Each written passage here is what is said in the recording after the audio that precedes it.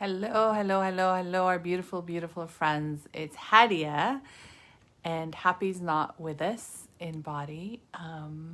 Happy passed away. Some of you may know, some of you may not. She's with me in my heart. She is with me. And it's taken me a while to get back. She was sick for a while, and then I missed her. And it's been really, grieving has been interesting. So I want to talk about that, grieving. Taking the time to grieve. Grieving is really valuable and important.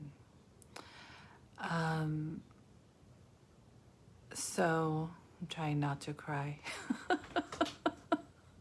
And crying is healing, and I invite crying, and crying is really valuable and important. And it's important to notice the different aspects of grieving. You know, most of us know the 5 different grieving stages. And also, I think there's more to that. There's like the isolation. When you're grieving, do your best not to isolate. Do your best not to shut people out. Allow yourself to be received, to be held, to be loved. And if you don't have people around you, reach out. Because when someone that you love and care about passes, and Happy, I used to call her my little person. To me, she's my child.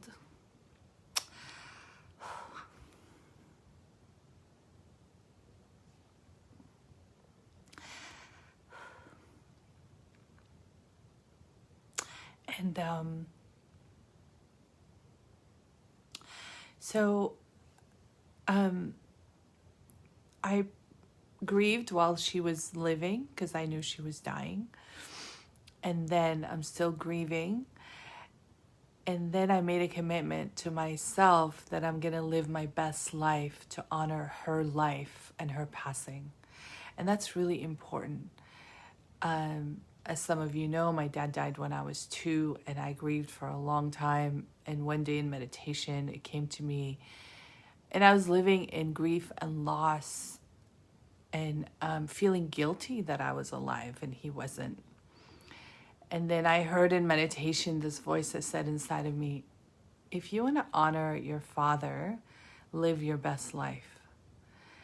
And I recommitted to honoring and living my best life and honoring Happy's life and Happy's passing.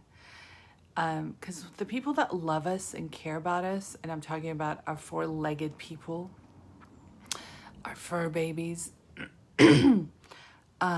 they want the best for us. Happy wants me to be happy.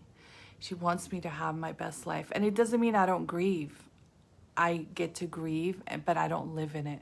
And I choose consciously not to go into depression. Depression is avoidance. When you allow yourself to go into depression, you're avoiding your life. You're in avoidance, and it's not useful. You're numb. Depression is numbing, it's avoidance.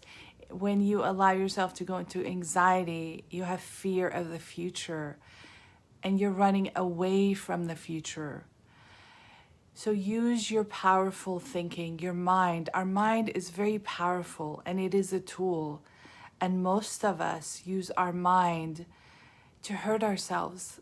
Stop hurting yourself and start loving yourself, and start making honoring, loving choices in action.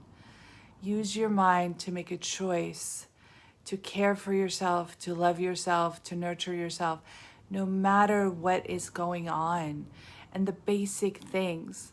Like, I found myself just wanting to sleep, and I feel more tired than I have in a long time. I'm like, oh, that's part of grieving. I just feel really tired. Sometimes I sleep as early as 6 o'clock, 7 p.m. until the next morning, till 6, 7, 8 the next morning. I'm like, oh, this is, and it is exhausting. I cry so deeply, like from my gut and my heart, and I feel exhausted and I pass out.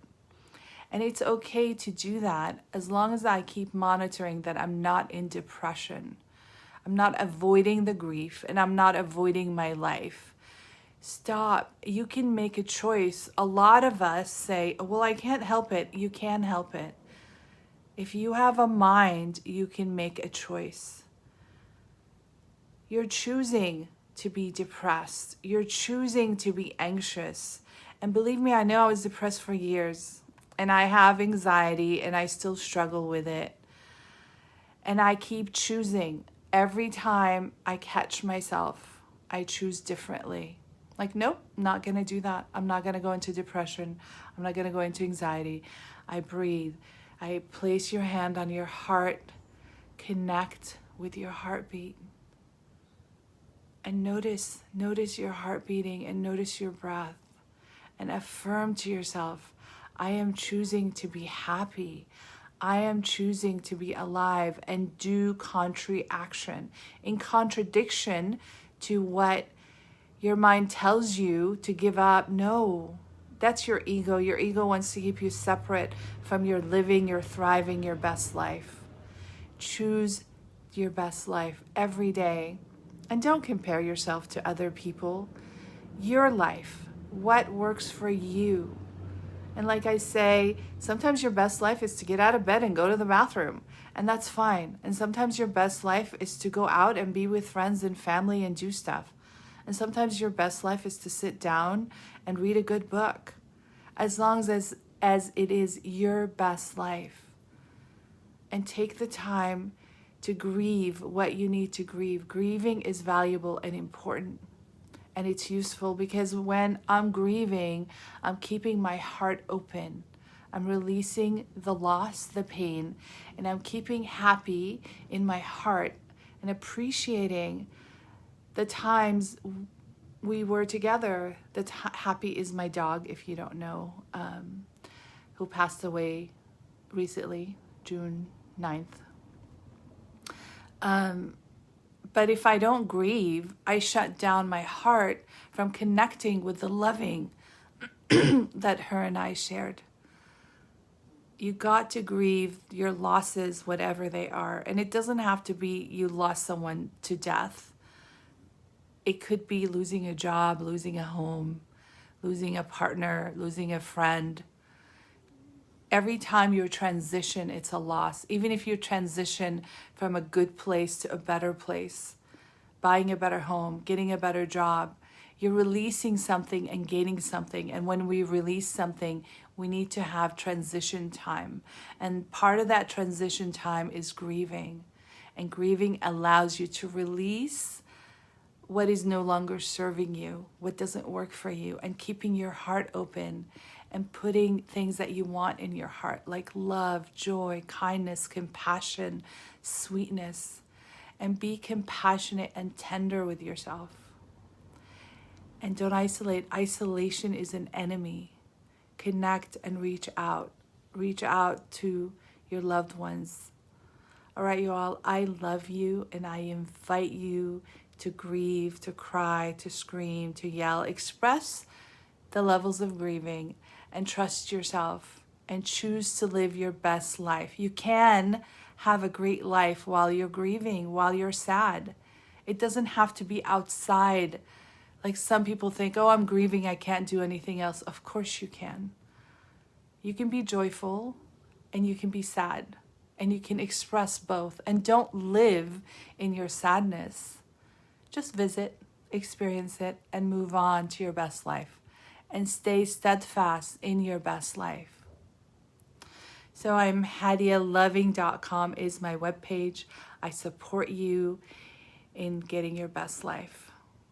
Go on my webpage, sign up for your sessions. I love you, and Happy loves you. Even though she's not with us in physical form, she is with us in spirit. Her spirit is with me and with you. And remember that all of us are born loving. You are born loving, kind, beautiful, zestful, brilliant, amazing, creative, and free. And what happens is we get hurt. We get hurt and we forget. We forget who we truly are. And then we start hurting ourselves and hating ourselves. And it's your job to remember who you truly are, to remember that you are loving and you love yourself and you love life and you love living and you love learning and thriving and flourishing. That is what you need to work on, is awakening yourself to who you truly are, and release the self-hate, the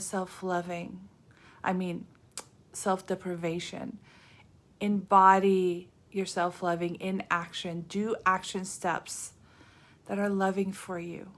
And when we, all of us, every single person on this planet, when we clearly, completely love ourselves in body, mind, emotion, spirit, and soul, we will heal, and we will heal the planet. I love you, and I will talk to you later. Bye-bye.